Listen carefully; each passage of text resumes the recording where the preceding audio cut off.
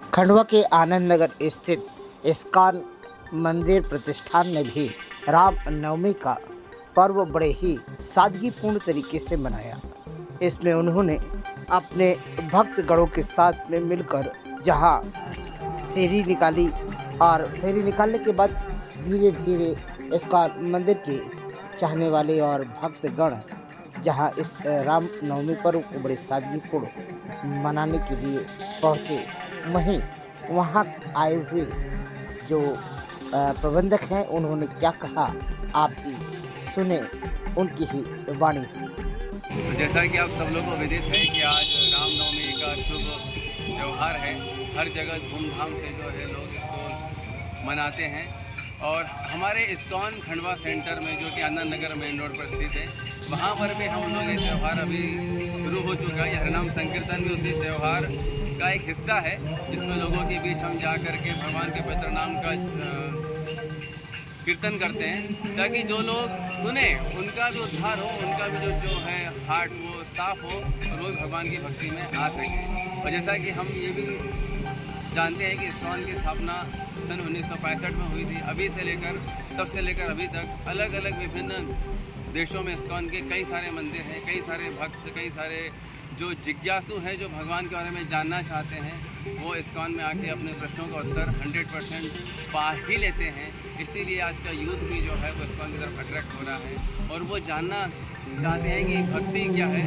प्रभुपाद जी ने कई लेक्चर्स में ऐसा बोला है कि भक्ति जो है वो पूरी तरह से वैज्ञानिक है, ऐसा नहीं कि अंधविश्वास है। आप जैसा एक विज्ञान में कोई एक्सपेरिमेंट करते हैं, कोई जांच करते हैं, उसका एक आउटपुट निकलता है, उसी तरह आप भक्ति की जो प्रोसेस जो कलयुग में बहुत सिंपल कर दी गई है, वो क्या है, भगवान के पवित्र नाम का उच्चारण करके बोलते हैं हरे कृष्णा कृष्णा कृष्णा हरे हरे, हरे राम राम राम हरे हरे।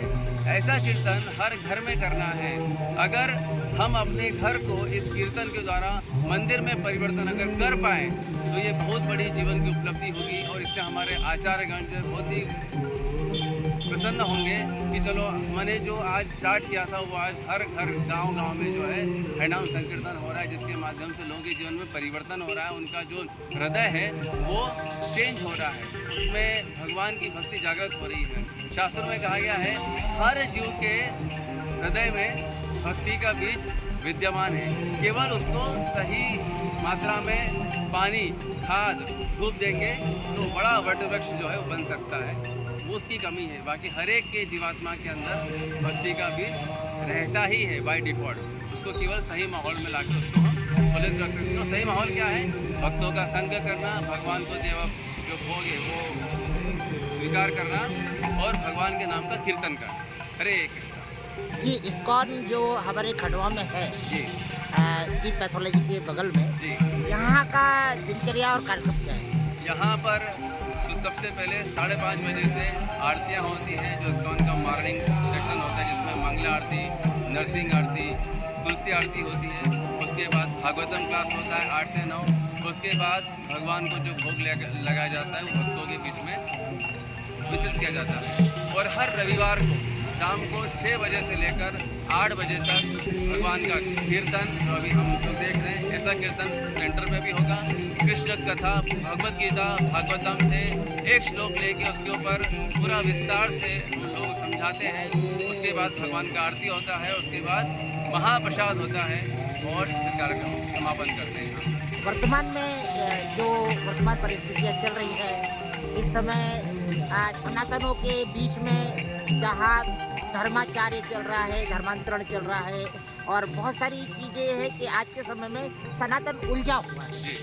तो ऐसे समय सनातन धर्मियों को किन चीज़ों का ध्यान देना चाहिए, यह आप बता सकते हैं?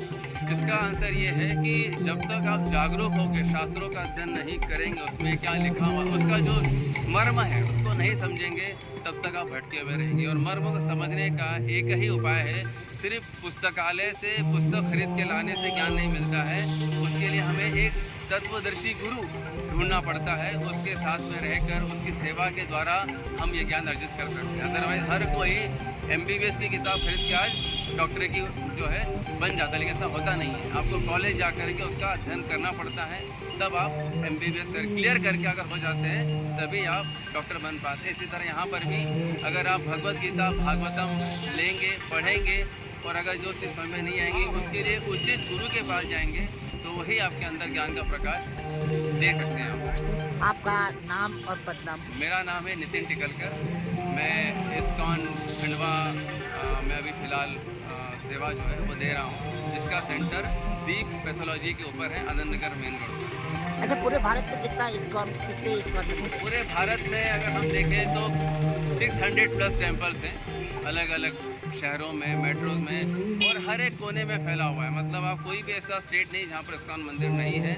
और सातों जो द्वीप है उसमें अंटार्कटिका को छोड़ दें जहाँ पे मनुष्य रहता नहीं है, बाकी हर जगह एक न एक मंदिर आपको ज़रूर मिलेगा, चाहे अफ्रीका हो, ऑस्ट्रेलिया हो, अमेरिका हो, हर देश में इस्कॉन जो है वो फैल गया है। इसका कारण से भी है क्योंकि जो ज्ञान यहाँ पे दिया जाता है वो शुद्ध है एकदम। आपको उसमें कोई कॉम्प्रोमाइजेशन नहीं होता है कि आपको अच्छा लगेगा तो हम ये लाइन को उधर से थोड़ा सा चेंज कर देंगे, ऐसा बिल्कुल नहीं होगा। जो भगवान ने बोला है वही एज इट इज़ आपको जो हम सौंप देते हैं। आपकी इच्छा स्वीकार कीजिए, लेकिन स्वीकार करेंगे तो उद्धार आप ही का होगा। आपको रामनवमी की फिर से पुनः धन्यवाद, बहुत बहुत।